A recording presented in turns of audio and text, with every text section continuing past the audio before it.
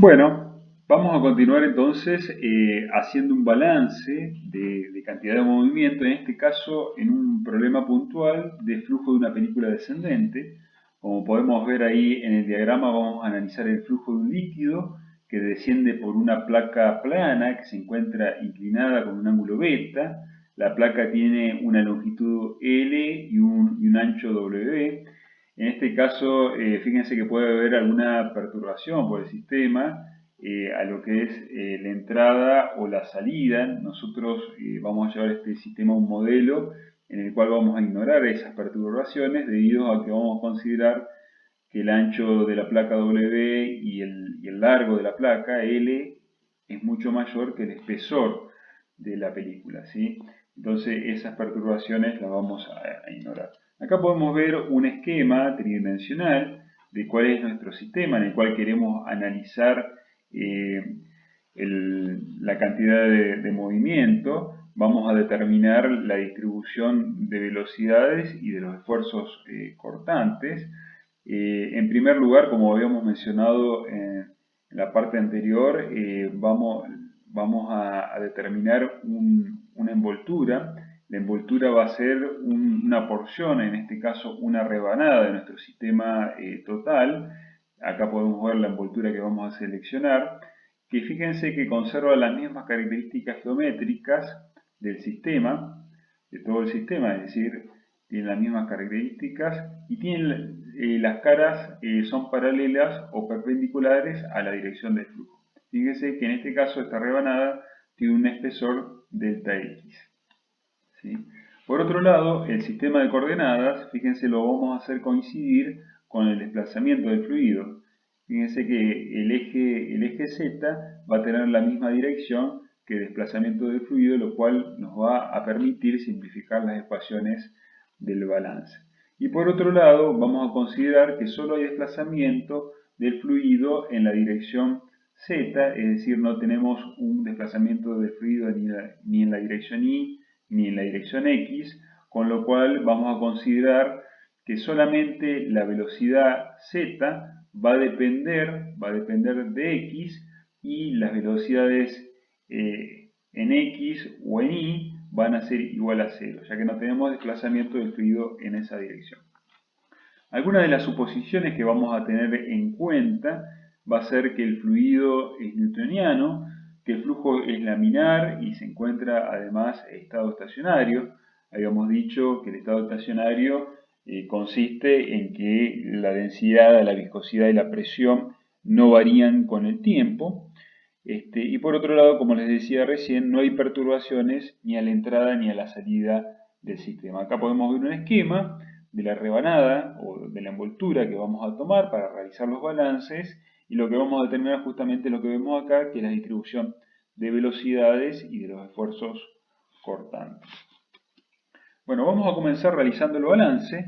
En primer lugar, recordarle que habíamos dicho que la densidad de flujo de cantidad de movimiento tiene dos términos. Por un lado, el término de densidad de flujo de cantidad de movimiento molecular o por fricción, que tiene estos dos términos, donde tenemos el esfuerzo cortante y tenemos la presión, y por otro lado el término de densidad de flujo de cantidad de movimiento global o convectivo, ¿sí?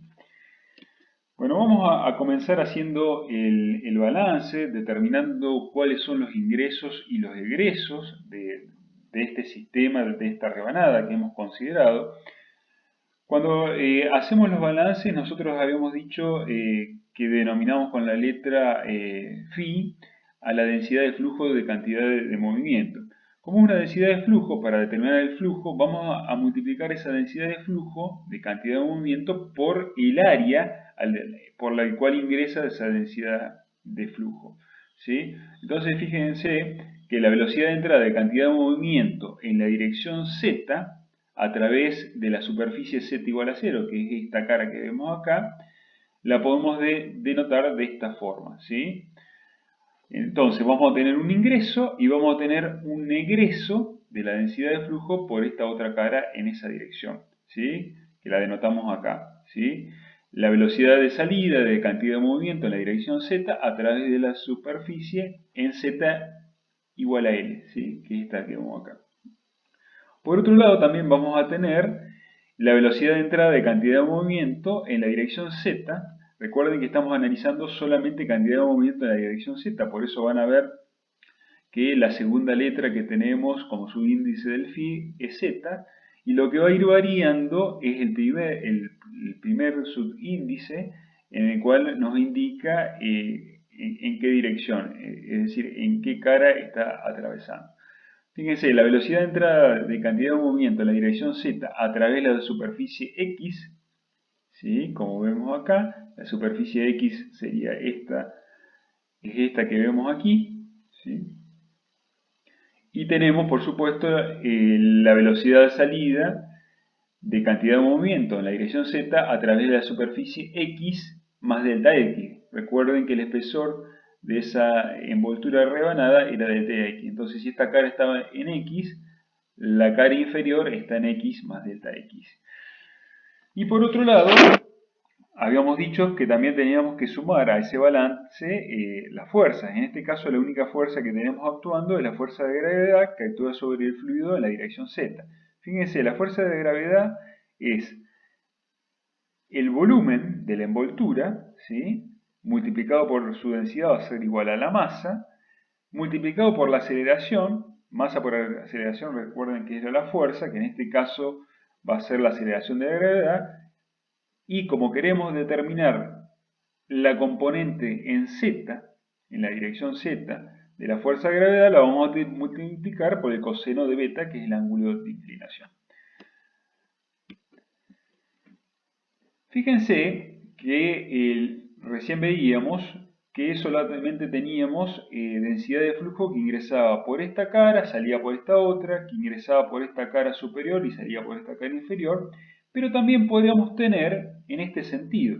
Fíjense que la densidad de flujo por esta cara, ¿sí?, se anula. ¿Por qué? Porque decimos que la velocidad x y la velocidad y son cero.